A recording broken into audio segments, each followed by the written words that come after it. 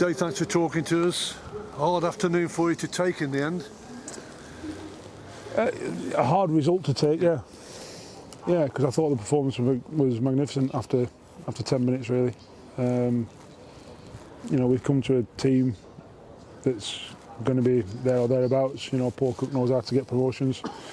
And we've passed the ball terrifically well. And we're shooting ourselves in the foot. We are. We shot ourselves in the foot for 25 minutes at Wimbledon. We've shot ourselves in the foot for 15, 20 minutes today. But we're getting better. I think the fans who were magnificent. They were magnificent on Tuesday night. I never mentioned it when I meant to. They were magnificent today. They've clapped us off. I think anyone who's been here today, I think they can see that we are improving. I think they can see that we're trying to do the right thing and go the right way. Because we've dominated the ball for the last half an hour of the game, scored a wonderful goal, and probably should have got at least a point. In fact, definitely got at least a point. It makes it difficult if you give them a goal start. Then their lads scored a wonderful goal, and you can't take anything away from that. Is it preventable? Well, it is, because it's come straight from a goal kick.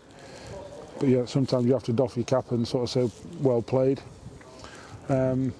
But like I say, I think from 15 minutes on, I thought there was nothing in the game after that to half time, and they didn't deserve to go in 2 up.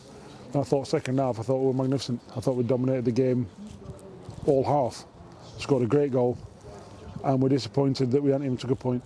I think it told with about 18,000 home fans' reaction how it was going towards the end, didn't it? What your side was playing like. And it's a bitter cold day, but you could, I'm not sure the teeth were jittering because of the cold. I think they were getting nervous. You could sense the nervousness. And you have, like I said, the players deserve huge credit for how they played. But we gave them a gold start. There's no getting around the fact that we gave a good team in Ipswich who play well, play the right way. We gave them a gold start. And if you do that at any ground, certainly a ground like this with 18,500 in, it's going to be a difficult afternoon, and we've got to cut out that silly mistake or two that we've had in the last 2 games. And if we do that, and we have that sort of state of game, that's what I've just said to the players. If we understand the state of the game and the sort of tactical understanding of where we're at, so after 45 minutes, the board's gone up. Make sure you're going 1-0 down, not 2, from a goal kick. You don't need to play football when their goalkeeper's about to shell it into our half. Win the header, win the second ball, put it near their goal somewhere, and get back on the halfway line, and do that until half time. And you're going 1-0 down. You go, right, we've regrouped. A few bits of words of advice, and that was the same at Wickham in both halves. For example, we conceded early on, or sort of in two in quick succession at Wimbledon. We've conceded it early here today, and it's understanding when to play and how to play in them moments, because we're always going to have large periods of the game, and if it's 0-0, I'll always back us to win the games. If it's 1-0, get something out of the games. But when you're coming from 2-0 down, it's a long way back, and if we cut that out, then we're going to be fine playing like we've played today. How difficult was it for you and Kenny then to say, look, we're 2-0 down, we shouldn't be 2-0, but you can't go out with your heads dropped, and they didn't drop them in the end anyway. I didn't criticise them. I said, look, you've got to start this half better than what you just started the half. But for the rest of the half, you've been good. A few little pointers. I said, no, go and play like you've just done, and you will play better because of those little pointers, we hope. And they did.